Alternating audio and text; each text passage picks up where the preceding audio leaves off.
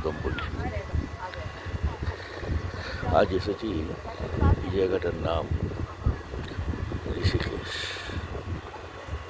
Rishikesh specially বলতে গেলে দেবভূমি। অনেক ঋষিমুনির এখানে পদার্পণ ঘটেছে। আমি এখন যে জায়গাটা আছি, এই জায়গাটার নাম নাও ঘাট বা নিম ঘাট হিসাবে এখানকার লোকেরা জানে। গঙ্গা মাইয়া এখান থেকে বয়ে চলেছে। দূরে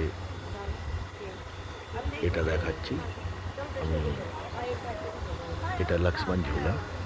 লক্ষ্মণ ঝুলা এখন বন্ধ আছে, তো সেই জন্য এখন লক্ষ্মণ ঝুলা বন্ধ।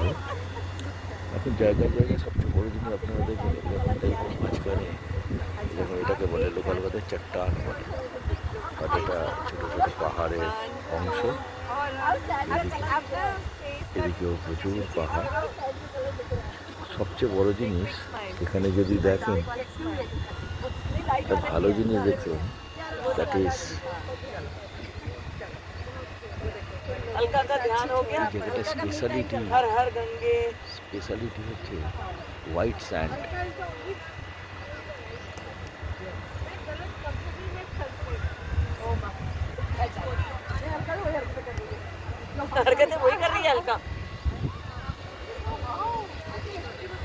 দূরে সব বড় বড় হোটেল।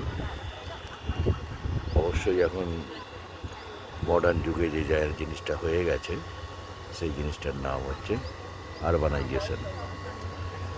মানুষ আসছে, মানুষের জন্য ঢল নেমেছে। এই 2026 সালের আজকে 4 এপ্রিল। সবচেয়ে বড় জিনিস এখানে আজকে যে এত মানুষের ভিড় চিন্তা করা যায়।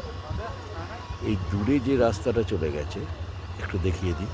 এখান থেকে একটা রাস্তা চলে গেছে, এটা বেসিক্যালি এখানকার ফেমাস নীলকণ্ঠ মন্দির আছে, সেই নীলকণ্ঠ মন্দিরের দিকে গেছে।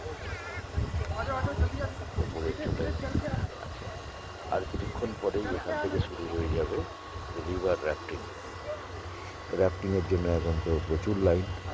অবশ্য আমি যেখানে আছি এই জায়গা থেকেও শুরু হয় র্যাফটিং করা। তো যাই হোক, ঋষিকেশই